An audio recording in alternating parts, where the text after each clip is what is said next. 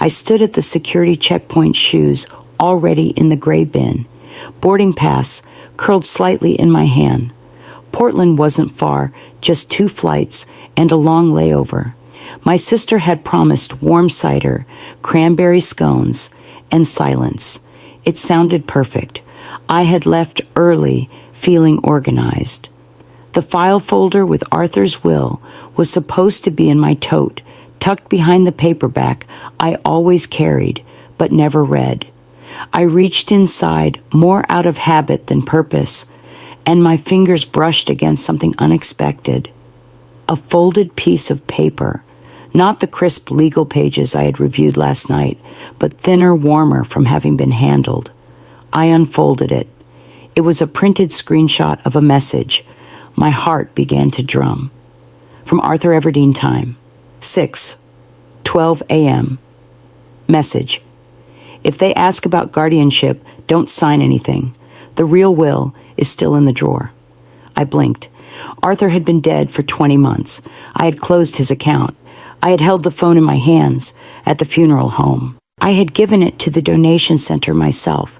The number was disconnected. The message was impossible. And yet, the phrase real will made my stomach tighten. That was what Arthur always called the signed version, the one with his marginalia, his notes, the one he insisted I never let out of the house. My hand darted to the folder. I unzipped the tote and slid the copy out. Not the real one. The pages were thinner, the ink slightly blurred. I stared for a full 10 seconds. I turned and left without a word. My flight would board without me. By the time I reached the house, the sky had shifted to a pale steel. I parked in the driveway and walked to the door, my key steady in the lock. The air inside was too still. I didn't call out. My steps were soft against the wood floor. I moved past the entryway toward the hallway arch. That's when I heard Logan's voice, low, deliberate. If she slips again, we push for guardianship.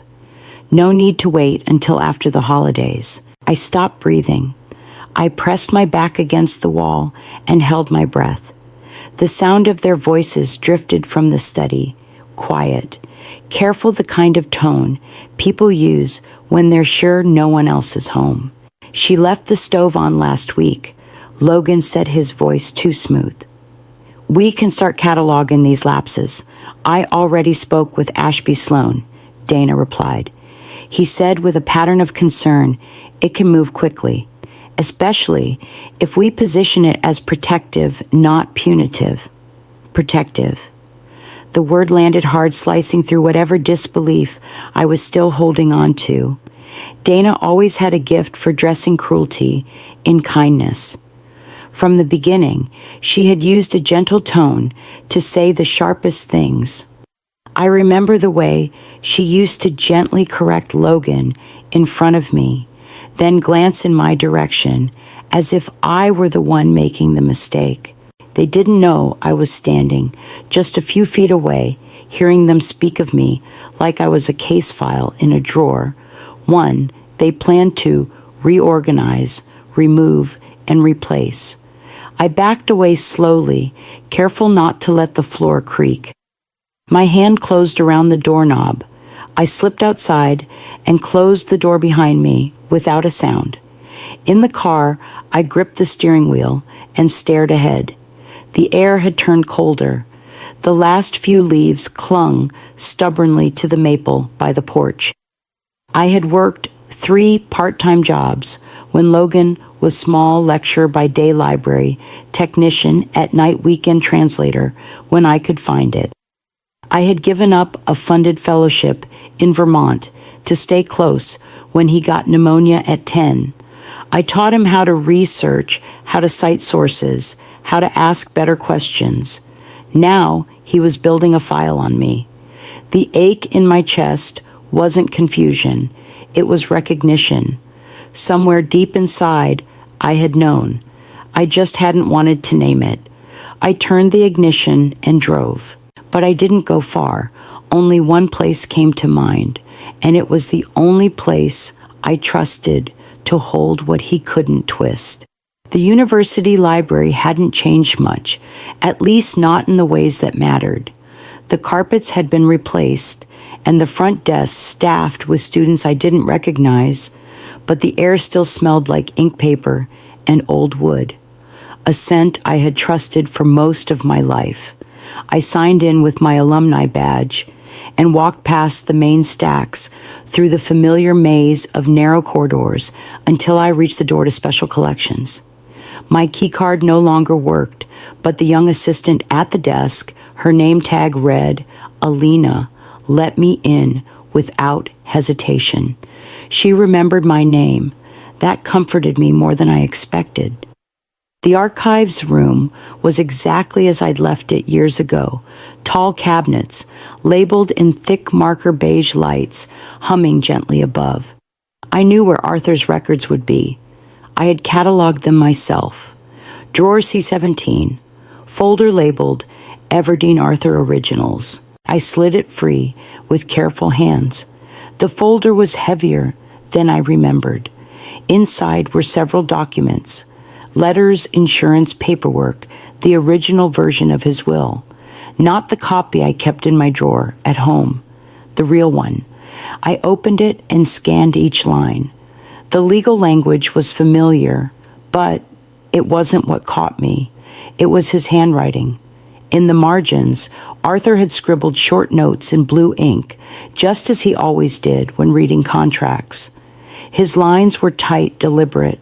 Corliss retained sole executive power. No full access for son. Legal hold until independent review. He had underlined that last line twice. My eyes burned, not with grief though it flickered, but with something deeper. He had known. Not exactly, but enough to leave this. Arthur didn't trust Logan with power. He trusted me. I closed the folder and held it to my chest for a moment. The air felt clearer. I wasn't spiraling. I was anchoring. But I knew I couldn't do this alone. I needed someone who knew the system, who didn't ask questions, and who once told me, nothing you preserve is ever truly gone. I reached for my phone and dialed her number. I hadn't spoken to Morella Voss since Arthur's funeral, not because of distance or bitterness. We simply drifted the way people do when grief quietly divides what used to be shared. Still, when she picked up the phone and heard my voice, I didn't have to explain much. I just said, it's personal and legal. There was a pause. Then she said I'll be there by 4. She arrived wearing a navy wool coat, hair pulled back in the same sharp knot I remembered from our years together at the university. Morella didn't hug. She never had. She simply stepped inside, set her bag down, and took in the room like it was a file she'd been assigned to read. I led her to the kitchen table and slid over the folder. First Arthur's original will with the blue ink notes in the margins, then the printed message from his old number. Finally, the slim voice recorder, which I had already cued to Logan's quiet conversation about filing for guardianship. Morella listened without interrupting. Her expression didn't change, not even when Dana's voice joined his.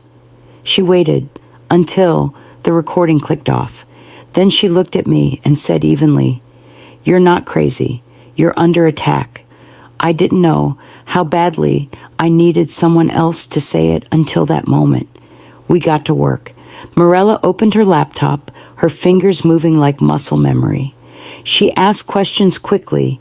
When had Logan taken over my property taxes? Who had access to my accounts? Whether any prior documents named him executor? I answered steadily. She drafted a new revocation of power of attorney. We reviewed Arthur's original will, line by line, and scanned the annotations. She noted every line where Logan's authority was explicitly denied. We planned a quiet, complete transition, new will, new POA, legal timestamp, every file encrypted and backed up twice. She handed me a copy of the revocation document before she left and said, "This is your firewall, but we'll need more than paper." I nodded already, knowing where the next move would need to begin. The hardest part wasn't faking forgetfulness. It was letting him think I was too tired to notice. That morning, I left the refrigerator slightly ajar, set a measuring cup in the sink instead of the cabinet, took a phone call, then repeated the story to myself aloud when I thought no one was listening. I wore 2 different socks under my slippers and let the crossword puzzle sit on the table, half-filled answers just slightly off, enough to suggest confusion, but not chaos. The recorder was tucked behind the row of old poetry books on the living room shelf where I used to hide treats for Logan when he was small. It still blinked once when I clicked it on, then went silent. By 10:45, I heard the car. Logan didn't knock. He let himself in with the same casual entitlement he always carried. "Hey, Mom," he called too cheerfully. "Brought lunch." I looked up from the crossword, slowly squinting a little, as if just noticing the time. He walked in carrying a brown paper bag and a folder tucked under his arm. "Brought soup bread, your favorite crackers," he said, unpacking each item with careful hands. Then, almost like an afterthought, he slid a glossy brochure onto the table. "Just a backup plan," he smiled. "Places with gardens, music, therapy, really nice spots." I nodded slowly. "What day is it again?" I asked, not looking at him. He lit up just a bit. "Wednesday," he said gently, placing the soup on the stove. "Do you want me to heat this up for you?" I let my hands fumble slightly with the spoon. "That'd be nice," I said softly. He moved through the kitchen like someone cataloging more than soup cans. His eyes lingered on the calendar, the mail I hadn't opened, the vitamin bottle I left uncapped. He was taking inventory. After lunch, he offered to organize some papers. I nodded vaguely, as if unsure what he meant. The recorder caught everything, his tone, his phrasing, even the silence between sentences. When he left, I waited a full 5 minutes before I moved. Then I turned off the recorder and reached for my coat. It was time to set the second microphone. The air was colder that morning, the kind of stillness that made sound travel farther. I moved slowly across the porch with the cardigan tight around my shoulders, the second recorder already tucked beneath the ledge. I tested the range twice. It would catch everything. At 10:40, Logan pulled into the driveway again. He climbed the steps with a paper folder in one hand, and that same easy smile he wore when he used to bring home mediocre report cards, hoping charm would smooth over disappointment. "Thought I'd drop by," he said, "just checking in." I nodded, not saying much. He handed me a new packet thicker than the last. "Some additional info on that care center," he said. "Their admissions director is really understanding." I let my hands shake slightly as I took it, not opening it right away. We sat on the porch swing, and I asked what time it was. He told me without hesitation, then leaned in like a realtor selling a home. "They've got walking paths, a music room, even private rooms with fireplaces. It's honestly beautiful." I flipped the first page of the packet, just enough to see the line he'd circled in pen. "Transfer of medical proxy, contingent on observed need." I glanced at him. "Should I be signing something soon?" I asked, keeping my voice light, even curious. He paused, then reached into the folder and pulled out a slim form. "It's just preliminary," he said. "Gives them something to begin the intake process." I nodded again, let the paper rest on my lap without touching it. He excused himself to take a call. I listened through the open window as his voice carried calm, careful practice. Ashby thinks we're close. Just need a few more signs. I'll handle the form today. Next week should work." The porch swing creaked gently beneath me. I didn't flinch. I didn't blink. When he came back, he brought tea and another smile. I thanked him, took a slow sip, and said it reminded me of something Arthur used to brew in winter. He said nothing, just nodded. That night, I backed up the entire recording and labeled it Porch Discussion Ashby Timeline. The file was clean. The next day, Morella returned. Morella arrived just before noon, a leather case under one arm and her tablet already open. She didn't bother with pleasantries. We sat at the kitchen table while the kettle warmed, and she laid out the documents like stones on a path, deliberate, unmoving. First, the formal revocation of power of attorney, notarized and time-stamped. Then the updated will restructured with full clarity, no confusion, no loopholes. Next came the letter from Dr. Elkins, my primary physician of over a decade. He had run the full cognitive assessment at my request. The letter was short and direct, cognitively intact, no signs of impairment, capable of independent legal and medical decision-making. Finally, an affidavit from Mrs. Penfield, the neighbor across the street who had witnessed me organizing my finances, writing annotated grocery lists, and updating the voter registry form last month, all without assistance. Morella scanned each copy into her encrypted system. Then we sealed the originals in a large white envelope. On the front, she wrote in dark blue ink to Ashby Sloan, legal counsel, hand delivery only. We drove together to the building, a modest second-floor suite above a dental clinic downtown. Morella didn't ask for a meeting. She handed the envelope to the receptionist with a calm nod and said, "This is to be placed directly in Mr. Sloan's hands." Then she turned and walked out without waiting for a reply. That evening, her name lit up my phone. I answered before the second ring. "Don't worry," she said. "He's out." I waited. He called an hour ago. No pushback, no debate, just said, "He's stepping away." I didn't speak. And then he said, "Arthur once did him a favor," she added. Something about a quiet reference when no one else would vouch for him. It wasn't a confession, but it was enough. I sat by the window long after we ended the call, watching the branches stir against the sky. Ashby was gone. One wall had fallen, but another would rise soon. And I knew whose footsteps would come next. I heard the gravel before I saw him. No message, no call, just the slow, deliberate crunch of tires pulling into the driveway. The cider was already simmering. I had warmed it for the scent more than the drink letting cinnamon and cloves drift through the kitchen like a quiet shield. It made the house feel rooted, intentional, mine. When the knock came, I didn't rush. I opened the door and found Logan holding a paper bag in one hand and a bouquet of yellow tulips in the other. He smiled too soft, too practiced, and stepped inside when I didn't object. "I thought these might brighten the place," he said, gesturing to the flowers. I thanked him and placed them in the green vase by the window, the one Arthur always used for Sunday clippings. Then I asked if he wanted tea.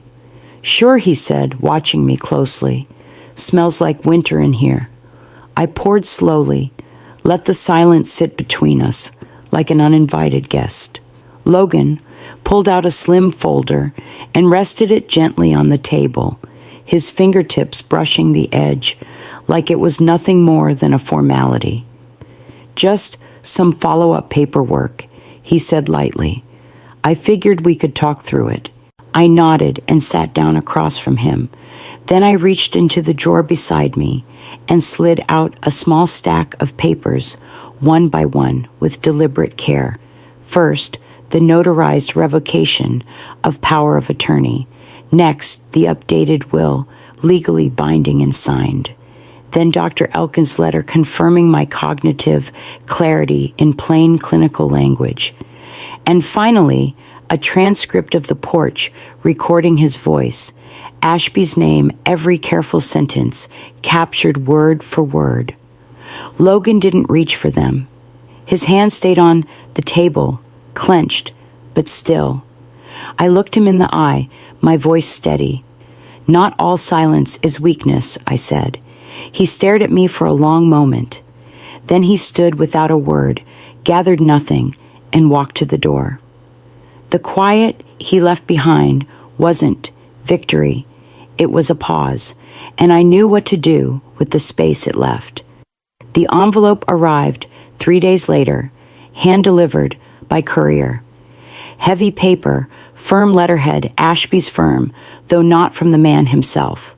Inside was a detailed record of every legal filing Logan had initiated on my behalf over the past 6 months. Copies of proposed declarations, draft affidavits meant to be signed by neighbors, phrases lifted word for word from our kitchen conversations. The guardianship case file had been real and closer to completion than I had imagined. He had been preparing to erase me methodically, and if I hadn't acted when I did, it might have worked. I sat with the documents, letting their weight settle across the table. Then I got up and began what I had always done best, organizing, archiving, preserving. The flash drive went into the fireproof safe. A second copy, encrypted and time-stamped, was uploaded to cloud storage using Morella's secure system. I labeled each file meticulously: audio, living room, WO1, legal, POA, revoked, transcript, porch discussion, and on. That afternoon, Morella's niece Tessa arrived. She was quiet with an archivist's rhythm, slow movements, efficient choices. She had the same still intelligence her aunt carried, but with a warmth that settled the air. "I heard you might need help digitizing a few things," she said simply. I handed her a small box of notebooks, my journals from the last 15 years. "They're messy," I warned. She smiled. "That's what makes them worth saving." While she scanned the first batch, I prepared a clean copy of the legal packet and placed it in a separate folder, one meant for her safekeeping. We labeled it Whitaker Primary Protection and added a log sheet to track any future additions. For the first time in months, the house felt full, not crowded, just connected, like a structure rediscovered after a long absence. That evening, I opened my current journal and wrote a single line across the top of the page: "I am no longer playing defense." The pen moved smoothly. The words felt final. And somewhere just beyond the porch, I heard Tessa humming an old folk song I hadn't thought of in years. The wind pressed softly against the window, a steady rhythm, like breath against glass. I sat at my desk, hands resting still, over the open journal, the pen balanced between my fingers. The house was no longer quiet in the old sense, not hollow, not watchful. It had found a rhythm again. Tessa's soft typing came from the other room, broken only by the gentle hum of the scanner. Somewhere near the kitchen, the kettle began to murmur, and the faint scent of chamomile drifted under the door. Every sound was small, but none of them asked to be excused. They belonged. I rose and walked room to room, pausing at corners I hadn't looked at in years. The frames were straight again. The side table had a fresh stack of labeled envelopes. The pantry door, once sticking, had been realigned by Tessa 2 mornings ago. Each quiet adjustment stitched something back into place, not out of nostalgia, but out of intent. In the hallway, the old rug had a fold from where her backpack had landed earlier. I left it. Back in the study, I opened the final page of my journal and wrote, "Let him speak first, then watch him fall." I closed the cover slowly, the sound of the spine clicking into rest. I slid it gently into the drawer beside Arthur's original letter, the one folded with soft creases, and his sharp, clear handwriting. The line still caught me every time I saw it. If our son ever makes you doubt yourself, trust your instinct. You've always seen clearer than you believe.